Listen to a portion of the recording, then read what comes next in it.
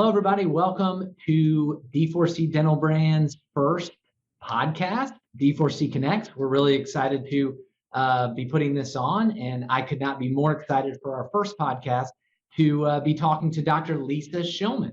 Dr. Shilman is D4C Dental Brand's Chief Dental Officer of Clinical Quality.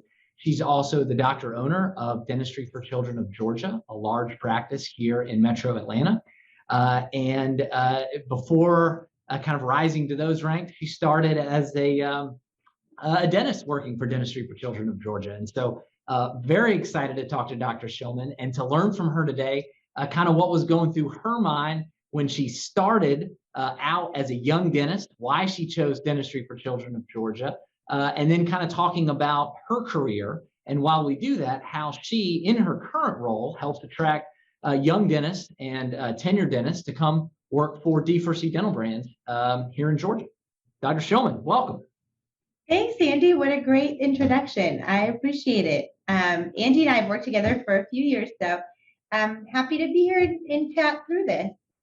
Yeah, this is great. So tell us, put yourself back, 3 years ago when you got out of residency and were a young dentist back then. What was going through your mind, right? Tell me kind of, the nervousness, the excitement, the different types of jobs that were coming your way, the career paths. Try to lay it out for me.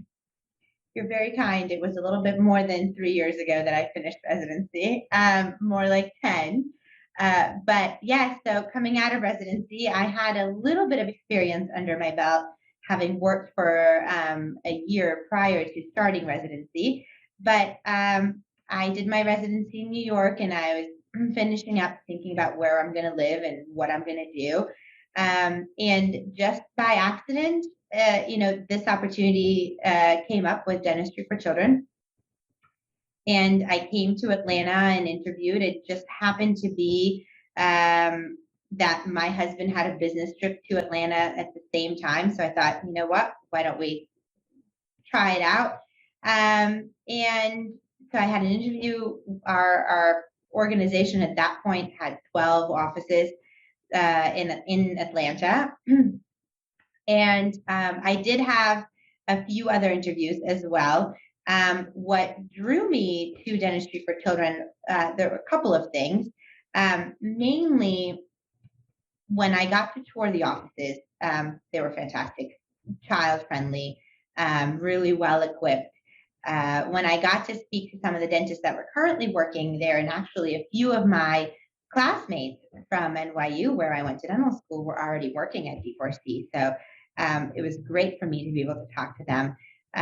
They all had great things to say, and actually both of them still work here at D4C 10 years later, now with me as well. So they really liked the clinical autonomy that the doctors get, practicing here and being able to be leaders in the office and treat the patients as they would in their own private practice.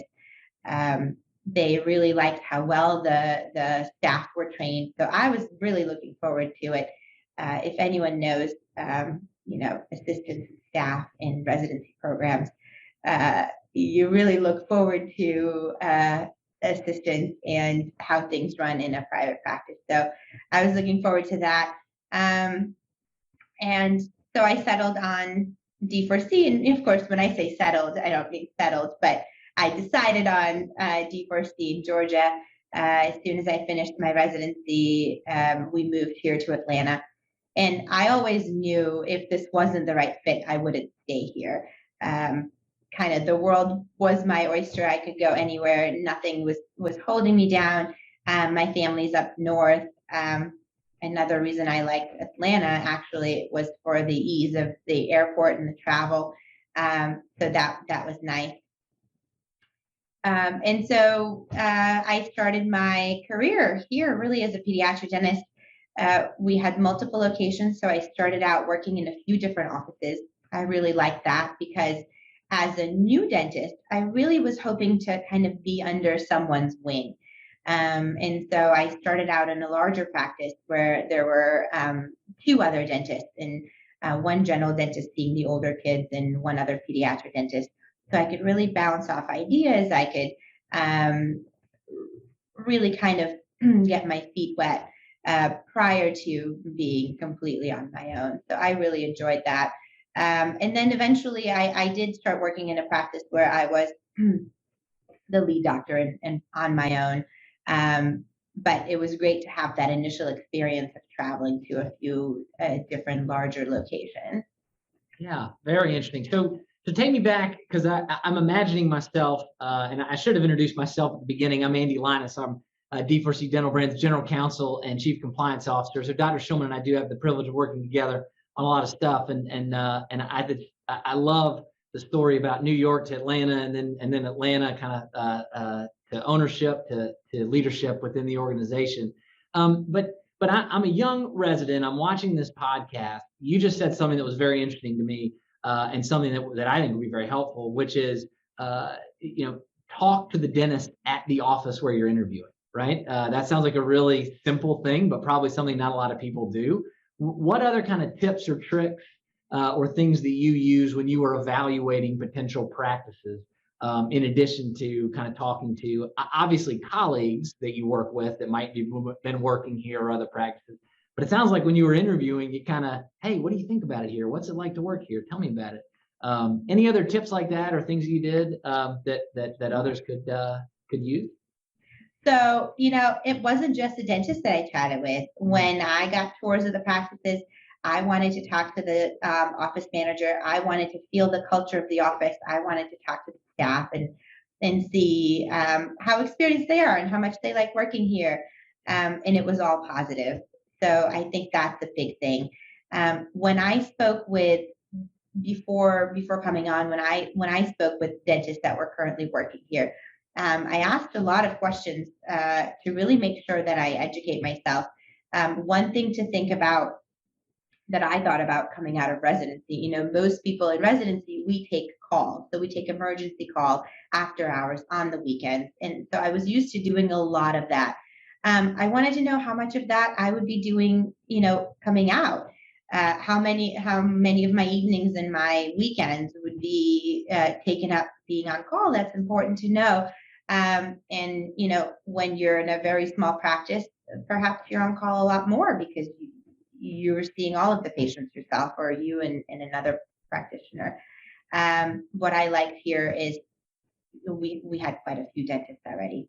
So I started off being on call a couple of times a year, which was really attractive to me coming out of residency. So that was a big thing. It was important to me to know that I would be able to take days off. And so I would be able to have vacation time. So I inquired with the doctors that process and how that works, and how much PTO I would get and how much vacation time, I would be allowed to take. That was important. Let's see, what else was important.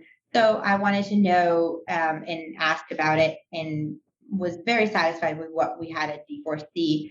I wanted to know, what are the treatment options for our patients? So coming out of residency, you're used to doing sedation, perhaps you're used to taking patients to the hospital for to be under general anesthesia. So you want to know if those options are available within the practice that you're coming onto. You want to know that you're able to offer all of the options to the parents and the patients that are out there. So here at D4C, I was happy to know that we had a dedicated sedation center. We were doing sedations in some of our offices, as well as in a dedicated center, and all of the sedation options, including hospital, were available. So, yeah, that's great. So really, make sure you ask about the clinical autonomy. Make sure you're asking about kind of practice operations in terms of on-call. What type of benefits are available in terms of PTO and health and those sorts of things. Yeah. And then also just the good old fashioned kind of backyard barbecue test, right? You're talking to folks about what's it like to work here? What's it like in real time? That I think those are great tips.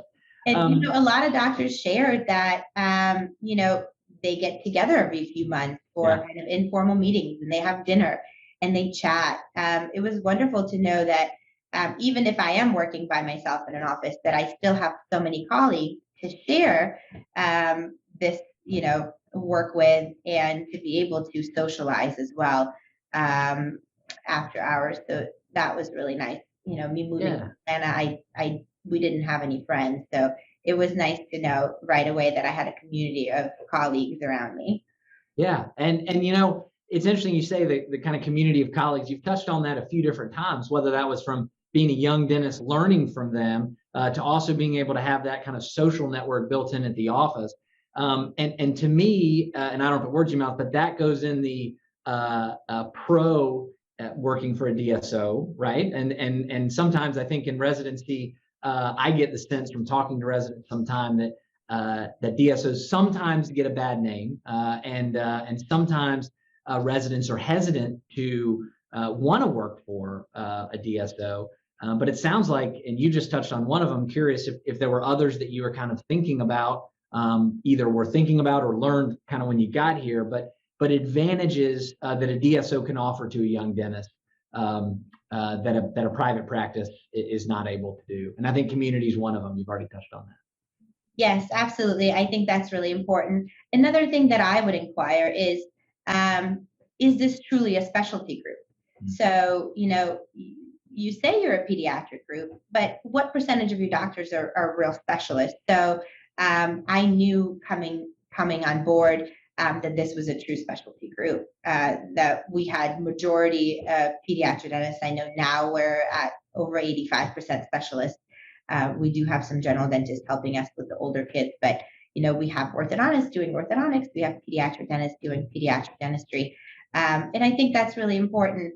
I think it's important to know how many years have the dentist stayed. So, is it a revolving door of constantly different doctors, or are there doctors staying on for 10, 15, 20, even more years, like we have here? And I always say, we have fantastic board certified pediatric dentists that have stayed with this group for so many years, knowing that there are so many other opportunities out there. There's a reason they stay, and there's a reason that I'm here.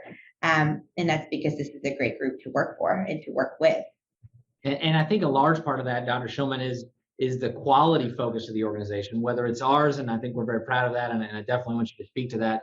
But I would encourage anybody out there interviewing, and I think you would too, to really focus in on, and you've touched on this, that what type of treatments can I do? How do I do it? Tell me about the patient focusedness of the organization. And so I'm curious, in your role here, I know the answer, but I'm curious for those that are watching or listening. Tell us about the chief dental officer's clinical quality role. I do want to talk a little more about the ownership role and interviewing in just a moment, but just because you've touched on it and the importance of quality, curious kind of how that role looks for you here, and what that could mean for a young dentist, or a tenured dentist looking for a new home. Sure. Well, I'm really passionate about quality care in pediatric dentistry, as I think every pediatric dentist is. And I want to ensure that all of our patients receive real, true quality care. I think it's not easy to define quality in dentistry. There really aren't measures and metrics, but we all know when we do the right things and when we practice the right way in a conservative way, being patient focused, and really not focused on anything but doing the absolute right thing for the patient, practicing, within the guidelines, practicing within the AAPD guidelines. I think all of that together is really important. And I think that's one of the reasons why, residents and other dentists hesitate to work for a DSO. And rightfully so, they're worried that non-dentists and non-clinicians who are not focused on quality care will be guiding their treatment. Well, the truth is that's not at all the case. The case is within our organization, our offices are doctor run and doctor owned, and quality care is as important as anything else within this organization. And I can tell you that because I oversee it. There's a lot of things that we do to make sure that we provide the highest quality of care to our patients. And I think one of the most things, and we've touched up on that before, is we're really building a culture of quality. All of our staff, all of our clinical staff, our assistants and managers, everyone knows that we're so patient focused and quality focused. And we do that through a lot of different things. One of the things we do is we give quarterly awards, quality awards to our team members, and I think that's really wonderful. We ask for submissions from doctors and managers to submit their team members that kind of exemplify highest quality care, who go out of their way to provide the best care for their patients. And we reward those people and we highlight that. I think that's really important. There are lots of other things we do. We measure a lot of different things that our providers do. So we measure preventative care, we measure sealants and fluoride that we apply. We highlight and applaud those doctors that focus on preventative care. And we share that information among each other so colleagues are aware of how everyone is doing and how well we take care of our patients. So yeah, I think that's great. And I think and you touched on this, the doctor own or doctor run, right? Your associates know that you're their boss, and you talk about measuring sealants and fluoride, and all of a sudden people go, oh my God, see, this is DSOs. They're measuring. Well, of course we're measuring. And who has that conversation with the associate about those measurements? It's you, right? As their boss, as the doctor owner, and you have colleagues that you sit shoulder to shoulder with in all the markets where we support practices. And it really is that clinical discussion. And that's something that makes me really proud of this organization is that it is the doctors having those clinical discussions with the doctors, and really not just things that you guys make up or think are interesting, but things that AAPD is pushing, or that the industry is pushing, or the Dental Quality Alliance, which D4C is proud to sit as part of. And I know you are a voting member of the Dental Quality Alliance, and maybe just speak very briefly to that. But for those that don't know, the Dental Quality Alliance, and kind of what that is, and sure. Yeah, it's an organization that was formed by the ADA. And the purpose is really to define quality in dentistry. So they encourage and do quality metrics. So they're measuring sealants, they're measuring fluoride, along with other measures in dentistry that some apply to pediatric dentistry and some don't. But the purpose is to have definitions of what quality is, and to make sure that all of us dentists really practice to that standard that they're hoping to set. But I wanted to go back just a moment, Andy, when you mentioned that we're measuring sealants and we're measuring fluoride. Guess what? We're also measuring your failure rate of sealants. We're also measuring your failure rate of crowns. So we're actually looking at how well are you doing those sealants? Do those teeth that are sealed turn into teeth that need treatment? And when your seal rates are high or failure rates are high, that's something that we also discuss, because of course, we're not talking about doing more procedures. We're talking about doing less procedures. The reason we measure preventative care is because we want to focus on that. Yeah, I think that's the key in pediatric dentistry, and I think all of us would agree on that. And yes, we have quarterly meetings where we have, drinks and dinner, and we lightly talk about what's going on, and we bring up these metrics. And then of course, some conversations are a little bit tougher, and we have one-on-one conversations where it's needed. It's pretty rare. But overall, we share these metrics openly. All of the doctors are really happy to look at the results, look at where they stand. And just by doing that, I'll tell you, over the years that we've done this, we have all improved, myself included. Yeah, it's been fun to see, and kind of the interest level around and the conversation generates. Well, I know we're kind of running out of time here, but just to shift to, I know you've worn a lot of hats here. You've worn the I'm a young dentist hat to I'm a chief dental officer, clinical quality hat. Talk very briefly about your ownership hat. Again, if I'm watching this podcast, listening to this podcast, I'm thinking, wow, this lawyer in his pink shirt, pretty awesome. This pediatric dentist, she seems pretty cool too. What is one more nugget that I can take away from this? When you're a boss, when you're interviewing a candidate, whether it's a tenured doctor or young resident, what are the 2-3 things you're looking for in that candidate and in that discussion with that candidate, when you're thinking about, is this somebody that I want to join my ranks as an associate dentist? Sure, great question. So one thing that I look for immediately, and it's harder to see it now, is a great smile. And a great attitude. So that I think is most important. Of course, I also look for, how important is quality care to you, and what does that mean to you? That's a great question I like to ask. And then, like I said, great attitude. Happy, I think, is really important in pediatric dentistry. And those are really, really important things to me. Yeah, I think that those are great, right? It's the what do we call it? Kind of the no jerks allowed policy, right? I think that's I think That's that right. applies in a lot of That's aspects right. of life for sure. Yeah. Yeah. Well, Dr. Shilman, this has been a pleasure for me. It's always great to see you. Always great to talk to you. We don't always get to talk about this Likewise, sort of fun Andy. stuff. Thank So, you very much. no, thank you very much for joining us, and excited to conclude our first of many episodes of D4C Connects, and hopefully you'll come back and we'll have the privilege of speaking again soon, Dr. Yes, it depends on how I did. I hope so. Shilman. It was great to see you. You too. Thank Thanks. you.